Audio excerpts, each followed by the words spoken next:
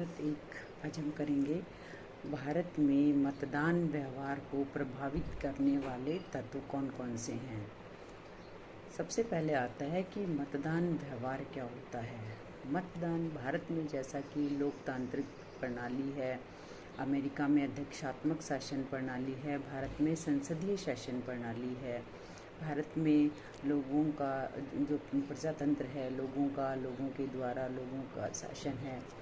इसके तहत पहले 21 वर्ष की आयु वाले महिला या पुरुष को वोट डालने का अधिकार था, परंतु 61वें संशोधन के द्वारा 18 वर्ष का जो भी महिला पुरुष हो जाता है उसको वोट डालने का अधिकार प्राप्त हो जाता है।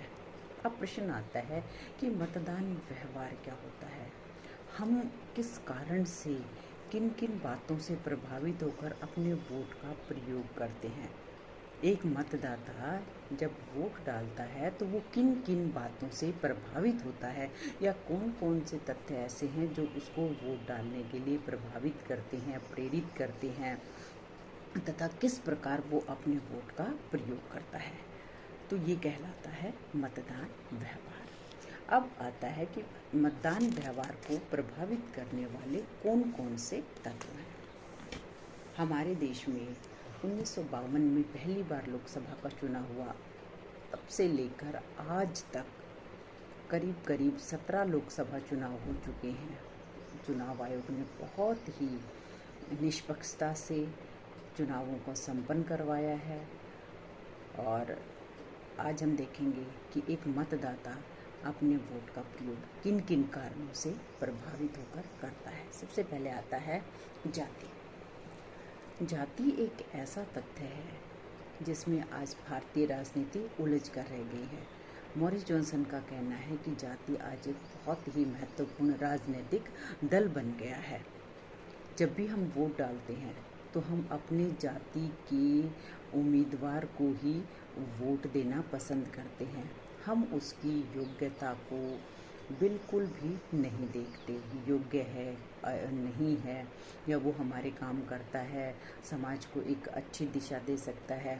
ये सब बातें एक मतदाता नहीं सोचता। वो सिर्फ ये सोचता है कि ये मेरी जाति का है तो हमें इसको वोट देना चाहिए। तो सबसे पहला तथ्य है जिससे एक आम मतदाता प्रभावित होता है और वो है जाति। दूसरा आता है धर्म।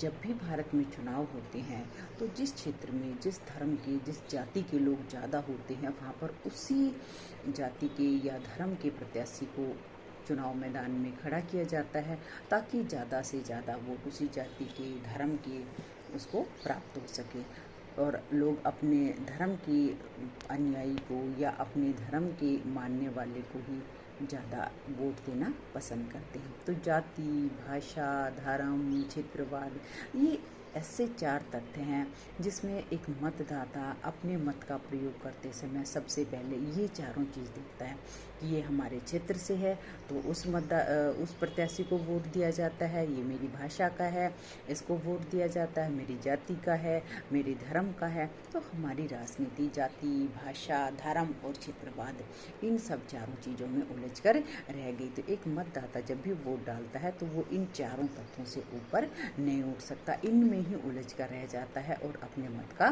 प्रयोग करता है। उसके बाद आता है आर्थिक स्थिति। आर्थिक स्थिति का मतलब होता है कि एक गरीब व्यक्ति के लिए अपने घर का चूल्हा जलाने के लिए काम पर जाना ज़्यादा ज़रूरी होता है न कि वोट डालना ज़रूरी होता है।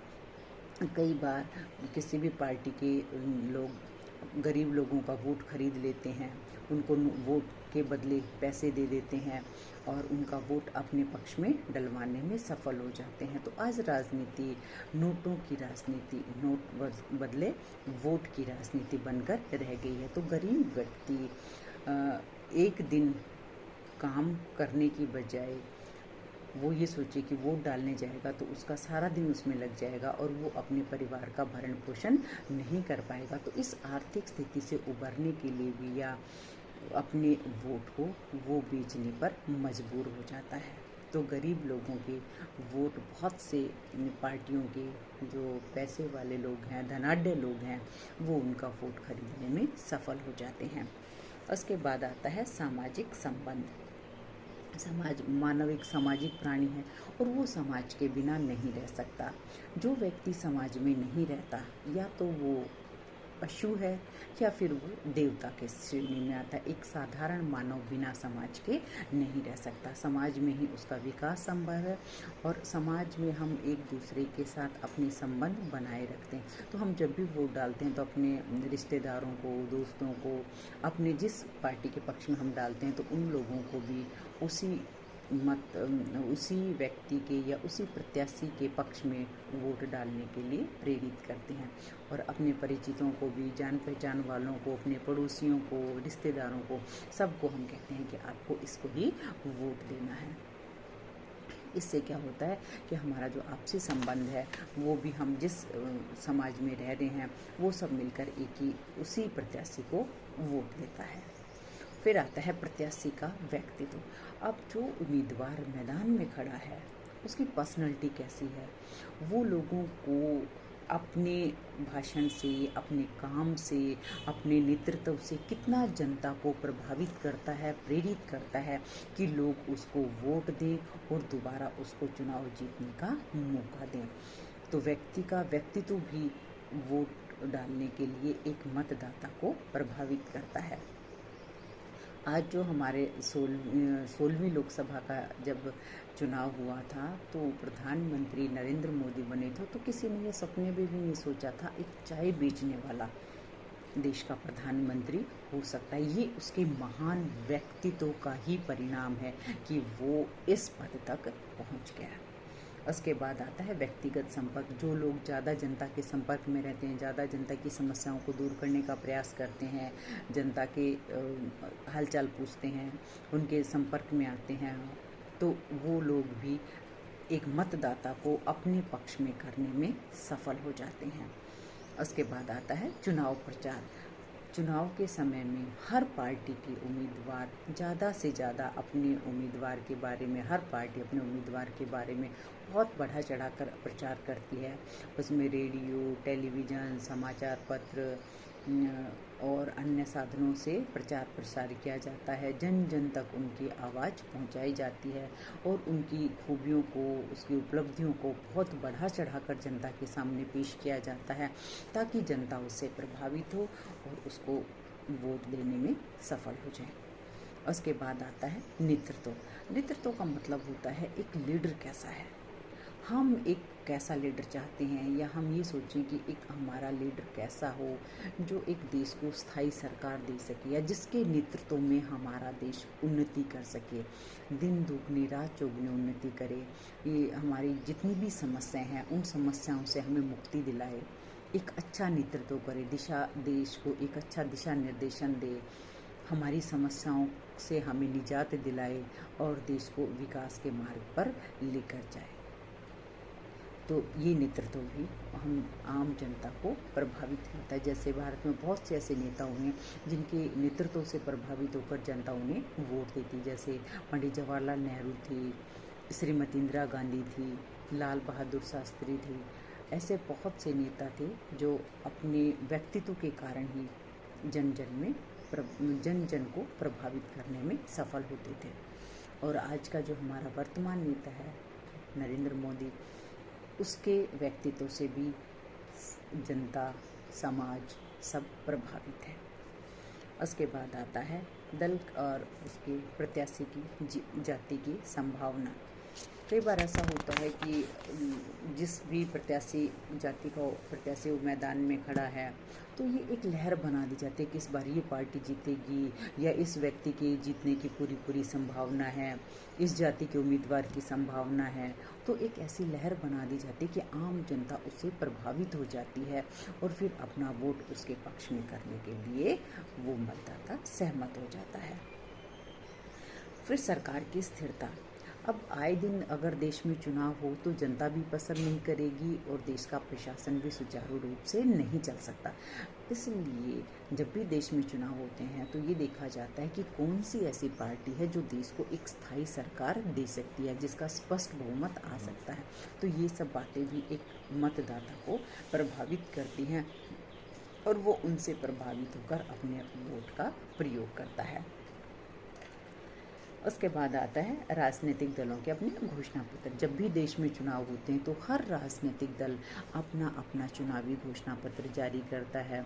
उसमें बहुत सारी बातें, लुभावने नारे रखे जाते हैं। जैसे इंदिरा गांधी कांग्रेस पार्टी का नारा था गरीबी हटाओ, मोदी सरकार का था अच्छे दिन आने वाले हैं या अब की बार मोदी सरकार। इस तरह से हर पार्टी अपने अपने घोषणा पत्र में अपने अपने नारे देती है, जिससे भी एक मतदाता प्रभावित होता है। और वो लुभावने नारे कह सकते हैं हम उनको, कि देश में गरीबी है, गरीबी को हटाएंगे, सबका कल्याण करेंगे, सबका विकास करेंगे, सबका साथ सबका विकास। इस तरह से हम अपनी जनता को बहुत सारे लुभावने नारे देते हैं, या कहते हैं कि सौपन दिखाते हैं कि हमारी सरकार आई तो इतने लाख लोगों को नौकरी दी जाएगी। दूसरी पार्टी के लोग अपने घोषणा पत्र में कहते हैं हम 10 लाख लोगों को नौकरी दे देंगे, वो उससे ज़्यादा बड़ा चढ़ा कर कहेंगे। तो इस तरह के नारे से भी आम जनता प्रभावित होती है, और अब एक साधारण मतदाता अपने मत का प्रयोग करता है। उसके बाद आता है दलीय विचारधारा। कई बार ऐसा होता है कि हम जिस भी दल से जुड़े होते हैं हम उसकी विचारधारा से प्रभावित होते हैं। फिर उम्मीदवार चाहे कैसा भी हो, हम अपने उस दल के प्रति निष्ठा बनाए रखते हैं और उस दल के उम्मीदवार को ही अपना वोट देते हैं। फिर कई बार ऐसा होता है कि जनता ये सोचती है कि बहुत सालों से कांग्रेस की सरकार चल रही है, इस बार परिवर्तन किया जाए, किसी दूसरी पार्टी को मौका दिया जाए। तो परिवर्तन के लिए भी मतदाता दूसरी पार्टी को वोट देता है, ताकि देश में सुधार हो, विकास हो और जन जन का कल्याण हो। तो एक मतदाता ये सोचता है कि इस बार परिवर्तन करके देखा जाए, दूसरी सरकार को मौका दिया जाए। तो ये भी एक कारण है मतदाता का वोट डालने के लिए। उसके बाद आता है तत्कालीन विषय, यानी परिस्थितियाँ कैसी हैं और कोई भी सरकार उन परिस्थितियों पर किस तरह से नियंत्रण करती है। जैसे 1975 में इंदिरा गांधी ने इमरजेंसी लागू कर दी थी, तो उसके बाद के चुनाव में कांग्रेस को हार का मुँह देखना पड़ा था। उसके बाद अभी 2019-20 में महामारी कोविड के कारण देश में बहुत सारी समस्याएं सामने आई। तो सरकार उन सब समस्याओं को किस प्रकार से निपटाती है, या भूकंप आ जाए, बाढ़ आ जाए, ऐसी परिस्थितियों में सरकार जनता की किस प्रकार से सहायता करती है, जनता की समस्याओं को कैसे दूर करती है। तो इन सब कारणों से भी प्रभावित होकर एक मतदाता अपने मत का प्रयोग करता है। तो ये कुछ मुख्य कारण थे, एक मतदाता अपने मत का प्रयोग कैसे करता है या किन किन कारणों से प्रभावित होकर वो अपने वोट का प्रयोग करता है।